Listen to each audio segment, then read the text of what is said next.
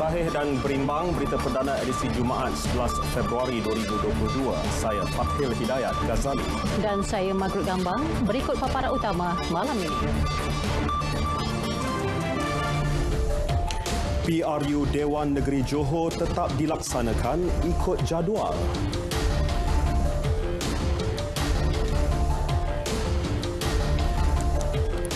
Malaysia ambil langkah cermat sebelum isytihar endemik, pantau jumlah kemasukan pesakit ke hospital.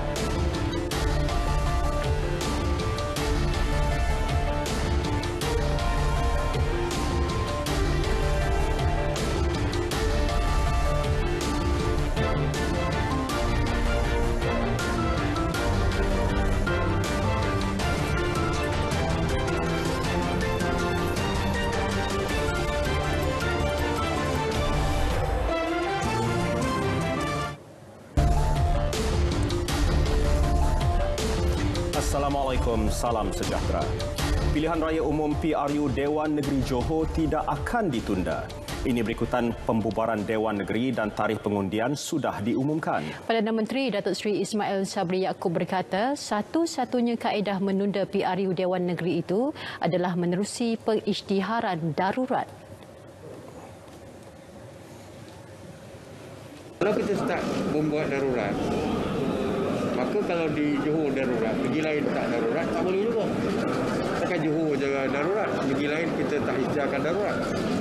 Dan saya dah mengatakan bahawa kita terpaksa hidup dengan COVID dan kita tidak akan menutup lagi pergerakan, kita tidak akan menyekat pergerakan rakyat di segi rentas negeri, rentas daerah dan sebagainya.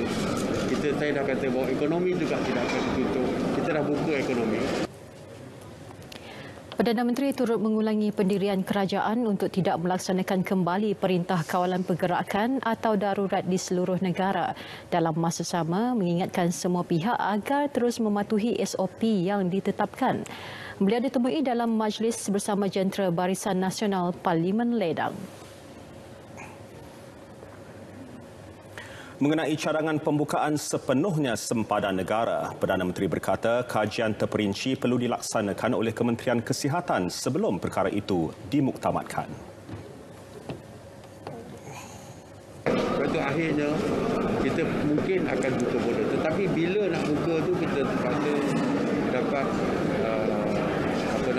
nasihat daripada Kementerian Kesihatan. Sebab betul, dari segi border kita nak buka kerana nak bantu industri pelancongan.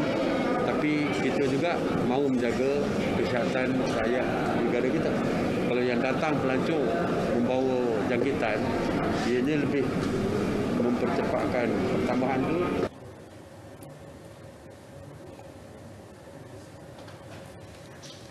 Malaysia mengambil langkah berhati-hati untuk mengisytiharkan fasa endemik di negara ini. Menurut Menteri Kesihatan Khairi Jamaluddin, kerajaan sedang memantau perkembangan negara lain sebelum mengisytiharkan COVID-19 bukan satu ancaman kepada kesihatan.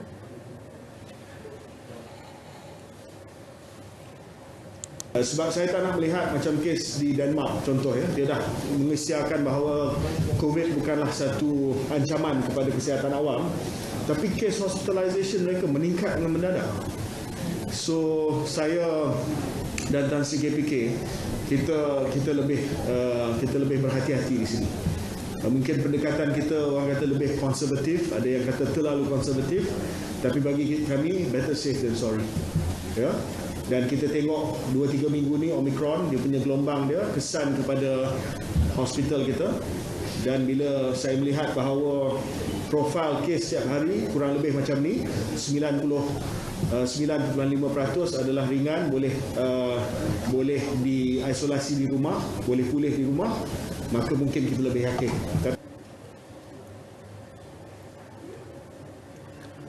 Mengulas mengenai peningkatan kes harian COVID-19 yang melebihi 20,000 kes hari ini, Khairi berkata pihaknya tidak panik dengan angka itu berdasarkan tahap keseriusan jangkitan.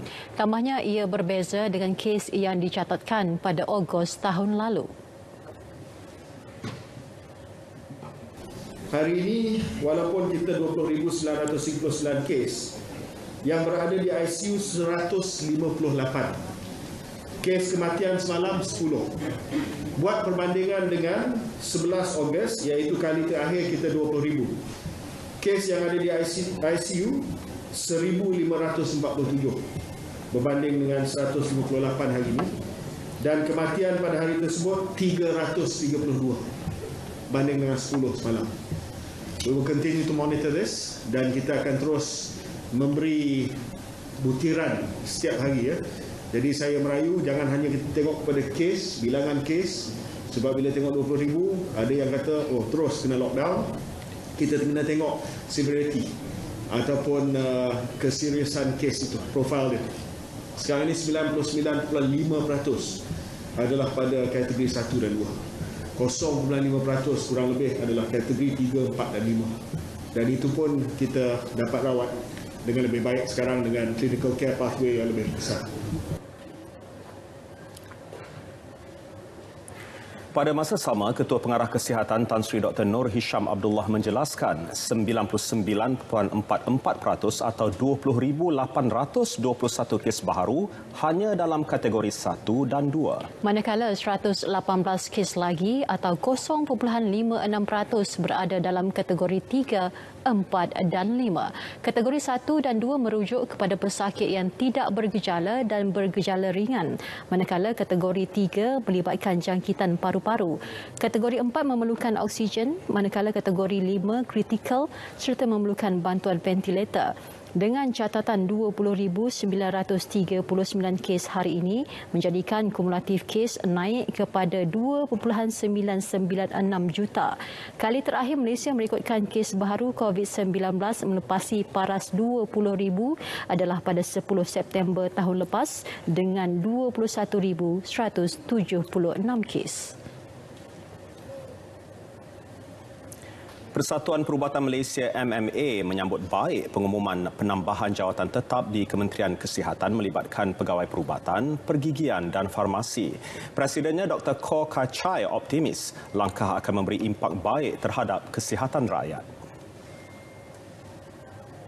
Apabila berlaku keadaan luar jangka, satu perancangan yang lebih khusus diperlukan. Walau bagaimanapun, dengan penambahan bilangan jawatan yang ada, serta pertambahan yang akan berlaku setiap tahun, kita lebih bersedia untuk menghadapi keadaan seperti yang kita lalui untuk situasi pandemik COVID-19 ini. Pertambahan perjawatan ini perlu diteruskan sekurang-kurangnya sehingga kita mencapai nisbah doktor kepada penduduk yang dikehendaki dalam penjagaan kesihatan sejagat. Beliau yakin pengumuman itu akan memberi suntikan moral dan semangat kepada pegawai berkaitan untuk melaksanakan perkhidmatan yang lebih baik kepada masyarakat, sekaligus mengurangkan beban tugas pegawai KKM di seluruh negara. Semalam, KKM mengumumkan sekurang-kurangnya 8,686 perjawatan tetap tambahan melibatkan pegawai perubatan, pegawai pergigian dan pegawai farmasi akan diwujudkan sepanjang tempoh 2022 hingga 2025. Penetapan prosedur operasi standard SOP Pilihan Raya Umum PRU Dewan Negeri Johor ke-15 kini dalam peringkat akhir untuk dimuktamadkan dan akan diumumkan sebelum hari penamaan calon. Ketua Komunikasi Korporat Suruhanjaya Pilihan Raya Muhammad Azlan Charles Abdullah berkata, ia selepas mendapat kelulusan Kementerian Kesihatan KKM dan Majlis Keselamatan Negara MKN. Yang akan keluarkan, yang akan mengumumkan pasal SOP itu ialah pihak SPR lah. Kita akan umumkan melalui kenyataan media akan dikeluarkan once kita dapat kelulusan daripada pihak-pihak berkenaan dalam kes ini seperti KKM, Kementerian Kesihatan dan juga Majlis Keselamatan Negara. Beliau bercakap kepada pemberita selepas sesi taklimat SPR kepada media di Johor Bahru. Perikatan Nasional PN dijangka bertanding di semua 56 kerusi Dewan Negeri pada PRU Dewan Negeri Johor 12 Mac ini. Menurut Timbalan Presiden PAS Datuk Seri Tuan Ibrahim Tuan Man, daripada jumlah itu, PAS dan Bersatu akan bertanding di lebih 40 kerusi. Sebahagian kita akan bertanding. Sebab dulu kita bertanding banyak pilihan raya dulu. Kali ini kita sedang berunding dan kita insya-Allah jumlah pun besarlah kali ini kita akan bertanding atas 22 parti PAS dan Bersatu. jumlah besar daripada yang lepas? Lebih besar daripada yang pas dulu pas kita bertanding sendirian. Kali ini kita bersama jumlah.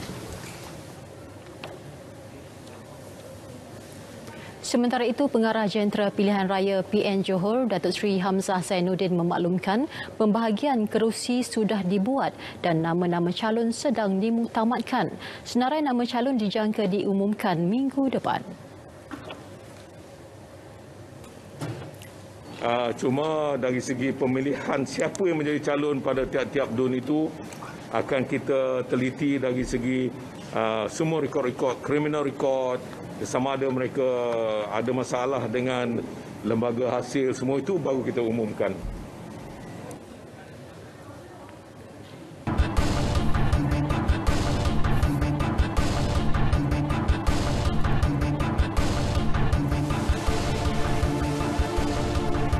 Momentum pertumbuhan keluaran dalam negara kasa KDNK dan pelaburan langsung asing FDI yang semakin meningkat pada 2021 menjurus ke arah tahun pemulihan ekonomi bagi Malaysia tahun ini.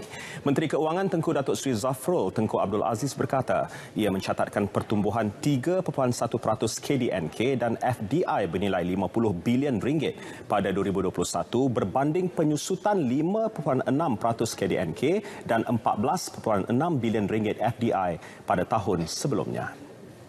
Kerajaan negeri Pulau Pinang momentum ini dijangka akan berterusan pada tahun ini dan oleh itu kerajaan masih lagi continue dengan kita punya unjuran ataupun fokus untuk KDNK pada tahun ini di antara 5.5 hingga 6.5%. Kita agak optimistik lah dengan pembukaan semula ekonomi negara kita dan juga perkembangan dari segi ekspor, permintaan pun semakin kuat dan juga business sentiment pun lebih positif.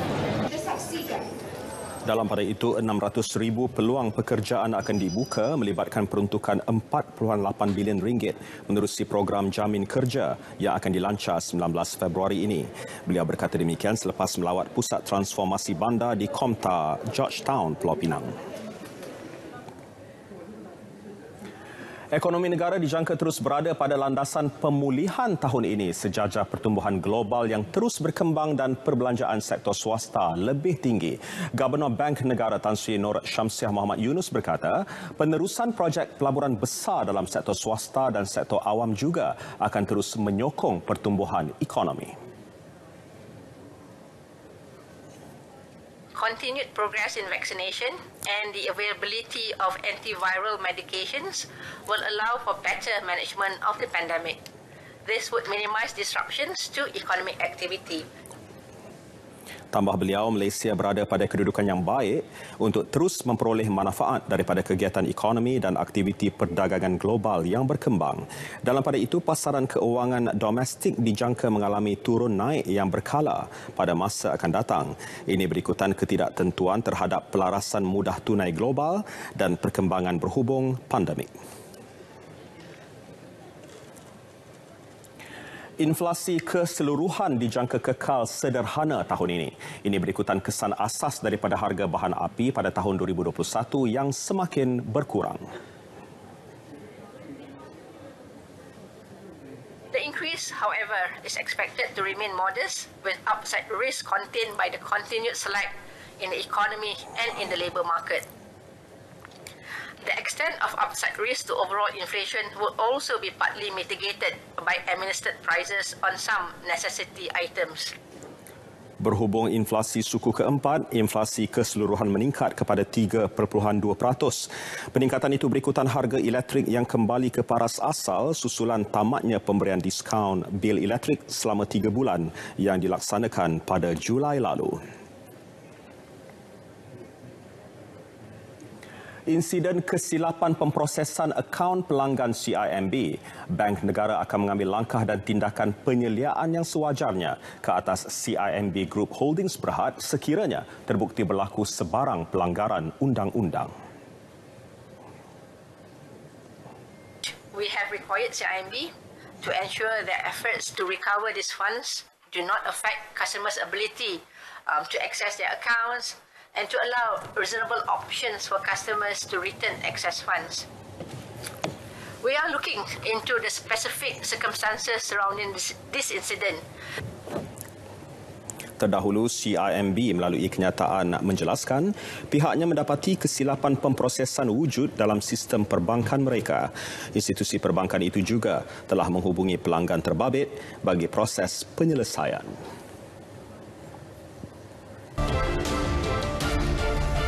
Masih bersama berita perdana. Pindaan kepada 4 perkara dalam Perlembagaan Persekutuan melibatkan kepentingan Sabah dan Sarawak yang diluluskan Dewan Rakyat pada 14 Disember lepas dikuatkuasakan hari ini. Menteri di Jabatan Perdana Menteri, Parlimen dan Undang-Undang, Datuk Seri Dr. Wan Junaidi Tuanku Jaafar berkata yang di-Pertuan Agong telah memperkenankan penguatkuasaan pindaan itu. Pindaan yang dikuatkuasakan sebagai Akta Perlembagaan Kurungan Pindaan 2022 melibatkan Pasal Kurungan 2 Perkara 1 dan Pasal Kurungan 2 Perkara 160 untuk menjelaskan lagi kedudukan negeri-negeri di Malaysia selaras dengan perkara-perkara yang tersurat dan tersirat dalam Perjanjian Malaysia 1963. Pindaan itu turut melibatkan Pasal Kurungan 6 dan Pasal Kurungan 7 Perkara 161A Perlembagaan yang memperuntukkan bahawa ras yang dikira ras asli bagi Sarawak diperuntukkan dalam undang-undang negeri itu. Penguatkuasaan pindaan berkenaan akan memberi pulangan kepada Sarawak untuk menuntut hak-hak tertentu yang disenaraikan di bawah laporan Jawatankuasa Antara Kerajaan 1962. Menurut Datuk Seri Dr. Wan Junaidi, rundingan untuk melakukan beberapa lagi pindaan kepada Perlembagaan Persekutuan akan diteruskan dengan mengambil kira kepentingan semua pihak terlibat, antaranya pengagihan lebih saksama jumlah kawasan parlimen antara Sarawak, Sabah dan Semenanjung. Selain itu, penyenaraian agensi teknikal kerajaan negeri dalam senarai agensi peringkat kerajaan persekutuan bagi melicinkan lagi pelaksanaan pembangunan.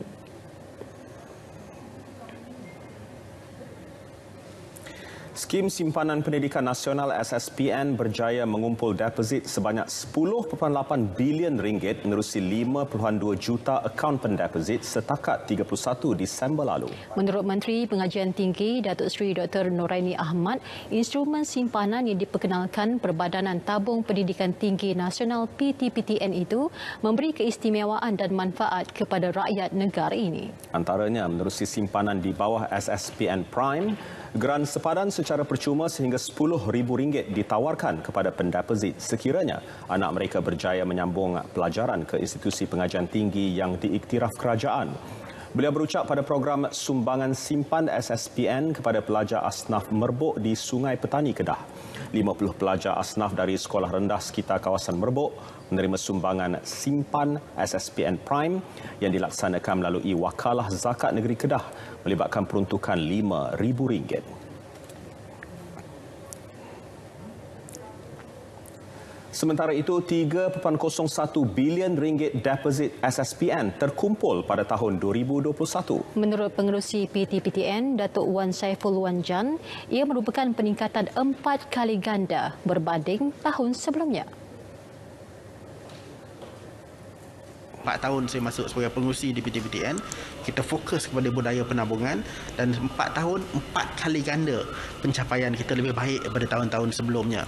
Ini adalah hasil daripada kempen-kempen yang kita jalankan dan juga insentif-insentif ataupun manfaat-manfaat yang kita tawarkan. Buka akaun SSPN ni sebenarnya senang sangat. Kalau yang kita ada 2 produk, dia panggil Simpan Prime dan Simpan Plus. Kalau Simpan Prime ni RM20 je dah boleh buka akaun. Kalau yang Plus RM30 sebulan. Kelonggaran syarat pembiayaan perumahan dan beberapa faedah lain selaras matlamat satu keluarga, satu rumah yang diumumkan kerajaan semalam memberikan nafas lega kepada keluarga Malaysia.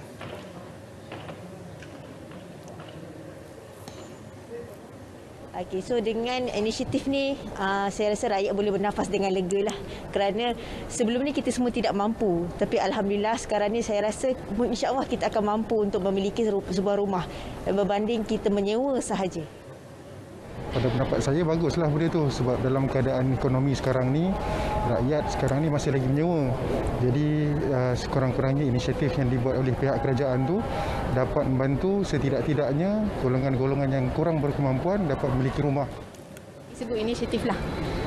Sebab dengan kos seharian yang semakin meningkat ni. Jadi mungkin dengan inisiatif ni dapat membantu golongan muda untuk kurang-kurangnya dapat membantu mereka untuk memiliki sebuah rumah. So rakyat yang sebelum ni tak pernah termimpi pun nak ada rumah sendiri, sekarang dia orang dah ada cara and medium lah. Jadi harapannya inisiatif ni tak disalahguna pakai oleh orang lain dan betul-betul dapat sampai kepada rakyat lah.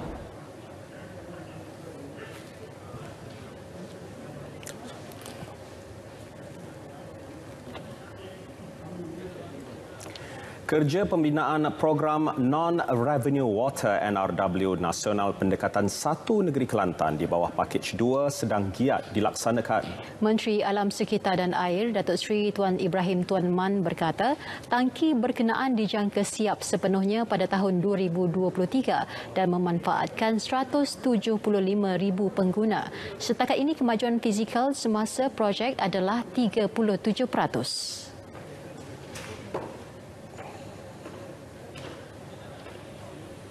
Tangki-tangki ini dijangka mula operasi saya berperingkat pada pertengahan tahun 2022 dan dijangka siap sepenuhnya pada Januari 2023. Sejak projek penggantian pembaikan tangki siap, peningkatan kapasiti storan ataupun penstoran air kita meningkat sebanyak 31.2 juta liter dan akan beri manfaat kepada 175,000 pengguna. Beliau berkata demikian selepas meninjau projek berkenaan di tangki air Pasir Tumbuh, Kota Baru. Ada cerita tembakan emas di negeri jiran kita. Kita nak tahu bersama dengan kita punya penyampai dalam edisi sukan, Muhammad Azamuddin Hussein. Ya. Azam. Atlet menembak negara cemerlang di Jakarta.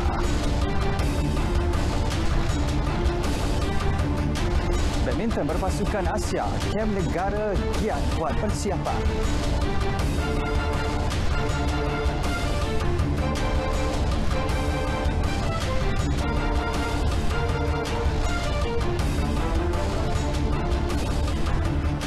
Terima kasih Fatil dan juga Margaret. Assalamualaikum dan salam sukan. Kita mulakan edisi sukan dengan berita gembira dari Indonesia.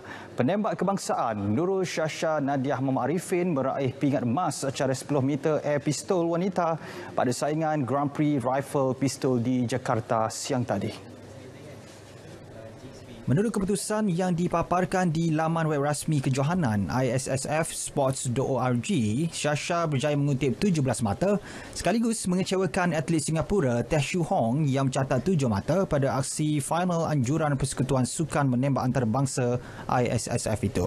Juara Sukan Malaysia Sukma 2018 dari Batu Pahat Johor itu meraih 45.5 mata keseluruhan, diikuti Shoo Hong 41 mata, manakala atlet Thailand Natsara Shampalat meraih 35.5 mata untuk pingat gangsa.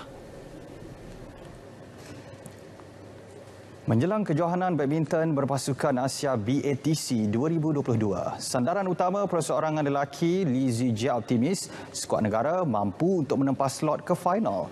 Pemain itu yang kini bergerak secara profesional telah kembali bersama Persatuan Badminton Malaysia BAM untuk memulakan latihan semalam. I think to be honest, saya pun tak nak pressure team saya pun tak nak pressure diri saya, but from the line up I think at least our target to be final lah. Yes, because considering the other teams, they just send the second line up and we send our best teams in this BATC, so I think our target at least in final lah. Walaupun terpaksa berdepan laluan sukar bertemu pencabar kuat, Zijia yakin dirinya dan barisan pemain negara yang lain sudah melakukan persiapan yang cukup untuk merealisasikan sasaran mara ke final sekaligus menempah tiket automatik bagi pusingan akhir Piala Thomas. Dalam aksi BATC 2020 di Filipina, skuad lelaki negara tewas 1-3 di pentas final kepada juara 3 kali Indonesia. Kali ini, Malaysia yang merupakan tuan rumah setelah diundi dalam kumpulan B bersama Singapura, Jepun dan Kazakhstan, manakala kumpulan A pula dibarisi Indonesia, India, Korea Selatan dan Hong Kong. BATC 2022 akan membuka tirai pada 15 Februari ini di Pusat Konvensyen Setia City, Shah Alam. Dalam merealisasikan sasaran 4 pingat di Sukan SEA Hanoi 2021 nanti, Persekutuan Sukan Elektronik Malaysia MESF komited akan membuat pemilihan atlet terbaik sukan negara ke tamasya tersebut. Kali ini, Malaysia akan menyertai 9 daripada 10 acara yang dipertandingkan. Presiden MESF, Dato' Anand S. Nathan akui peluang Malaysia untuk membawa pulang kilauan pingat emas adalah cerah berdasarkan pencapaian yang ditunjukkan setakat ini. We are actually shortlisting the best athletes, the best at what they play. So, having said that, we have previously, previous SEA Games, there are few games that have had the experience of participating already. One of it is called the Mobile Legend Bang Bang. We have got the PUBG Mobile on the squad category. You've got the FIFA Online and the Garena Free Fire as well. So these are few of the team where at least had the international exposures to, and of which we have also had some medals that we brought back. Atlet yang terpilih mewakili negara akan menyertai bootcamp selama 2 bulan di Casa Bukit Jalil dan EBN Esports Arena di Quill City Mall di Kuala Lumpur. Di Sukan SEA Filipina 2019, Malaysia membawa pulang 1 pingat emas dalam permainan Hearthstone dan pingat gangsa bagi Mobile Legends Bang Bang. Pemain-pemain saya sudah bersedia. Itu keyakinan yang diluah Ketua Jurulatih Skuad Negara Brad Maloney menjelang kempen Piala AFF bawah 23 tahun 2022 di Kemboja yang bermula 14 Februari ini. Menurutnya, barisan pemain menunjukkan prestasi yang baik dalam beberapa aksi persahabatan termasuk mengikat juara Piala Malaysia 2021 Kuala Lumpur City FC 1-1 pada pertemuan semalam. We also played a full match in-house a couple of days ago, so we've tried to give the players as much opportunity as possible. As I say, we've demanded a lot from them in a short period of time, so I think they've really demonstrated that they're able to demonstrate that on the pitch. So for me, there's still a little bit more work to do in the next 4 days or so before the first match, but at this moment I'm happy of where we're at. Dalam aksi di kompleks PKNS itu, skuad bawah 23 tahun negara berjaya memperoleh gol menerusi Zarmin Ashraf, manakala gol KL City pula dijaringkan pemain import Giancarlo Gallifuoco. Skuad Harimau Muda mengekalkan rekod tak berkalah selepas seri 1-1 menentang Sabah FC Sabtu lalu.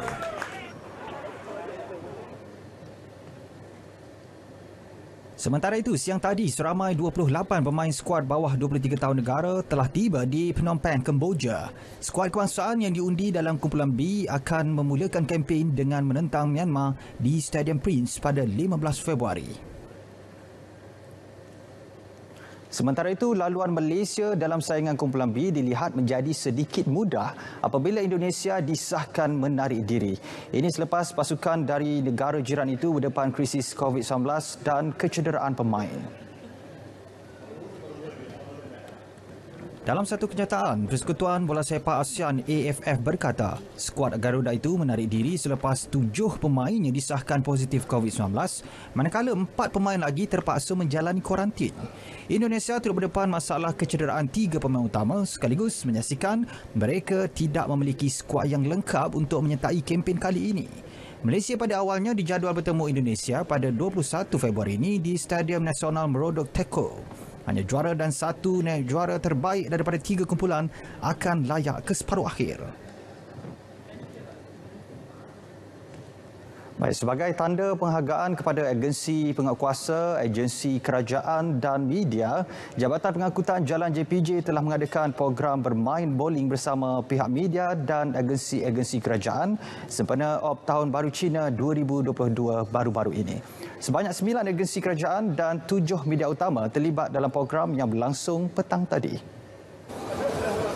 Menurut Ketua Pengarah JPJ, Datuk Zalani Hashim, program ini bukan sahaja mengeratkan lagi hubungan antara agensi kerajaan dan media, malah memberi ruang untuk melakukan aktiviti fizikal untuk kesihatan tubuh badan. Pada petang ni adalah sesi bersama media yang memberi penumpuan terhadap jaringan kerja bersama media dan juga rakan-rakan strategik yang bersama dengan kita dalam OP Bersepadu Tahun Baru Cina yang bermula 25 Januari dan berakhir 8 Februari lalu selama 2 minggu. Yang mana kalau dari segi kekuatan keanggotaan JPJ 2,200 dan seluruh JPJ seluruh negara telah bersama-sama mengadakan operasi yang sama dan tak lain tak bukan demi untuk memastikan tahap statistik kemalangan jalan raya dikurangkan sepanjang tempoh 2 minggu cuti panjang sambutan Tahun Baru Cina baru-baru ini. Dan ianya tidak berakhir di sini. Sebenarnya operasi ini kita akan jalankan secara berkala. Tambah lagi Cap Gome akan datang 15 Mei nanti. Dan kita pun jangkakan akan ada suatu bentuk pengaliran trafik di seluruh negara yang akan pulang ke kampung halaman masing-masing. Jadi saya di sini mengambil peluang untuk memberi sepatah dua nasihatlah kepada pengguna jalan raya semua supaya pastikan kita pandu cermat sampai selamat dan kita bukan menjadi statistik kepada kemalangan jalan raya itu. Turut menyertai program Ketua Pengarah Penyiaran Datuk Cik Roslan Cik Daud. Kerjasama dengan media dan juga JPJ dalam operasi sempena Tahun Baru Cina itu, operasi tersebut telah menggabungkan pihak media termasuk RTM, juga agensi-agensi lain dalam bentuk kerjasama yang strategi bagi merealisasikan operasi JPJ tersebut. Hari ini kita ada program untuk meraihkan kerjasama tersebut, kejayaan kerjasama di antara agensi-agensi penguatkuasa termasuk alam sekitar, JAS, RTM dan media-media lain. Ya, kalau sudah kuat bekerja ni, kat mana-mana pun kita boleh siapkan kerja kita. Kalau tak siap nanti kena pecat pula. Jadi ini antara kisah yang kita paparkan dalam hashtag malam ini. Saksikan. Melucukan, ini yang terjadi kepada Denver Poria yang bercuti bersama sepupunya di sebuah pulau peranginan terkenal. Rakaman video menunjukkan Denver sedang menghantar email melalui komputer ribanya ketika sedang terapung menaiki parasail. Jelas Denver perbuatannya menghantar email ketika itu berjaya menyelamatkan diri daripada dipecat oleh majikannya. Di Ukraine, Vitaly Romanovich Kadesh yang menggelar dirinya Tony Stark menjadi popular selepas videonya tular. Vitaly yang mempunyai ijazah dalam bidang robotik telah mencipta pelbagai gadget yang mengagumkan termasuk spiderweb shooter dan electric mounted board menerusi alat kawalan jauh. Videonya telah menarik tontonan jutaan netizen. Ya, paparan itu menutup berita perdana untuk edisi hari ini, Jumaat 11 Februari 2022. Ikuti program inklusif musim kedua selepas ini, malam ini bersama Menteri Kanan Kerja Raya, Datuk Seri Fadilah Yusof. Dapatkan perkembangan sahih sepanjang masa melalui portal berita RTM di berita.rtm.gov.my. Assalamualaikum. Salam hormat dan jumpa lagi.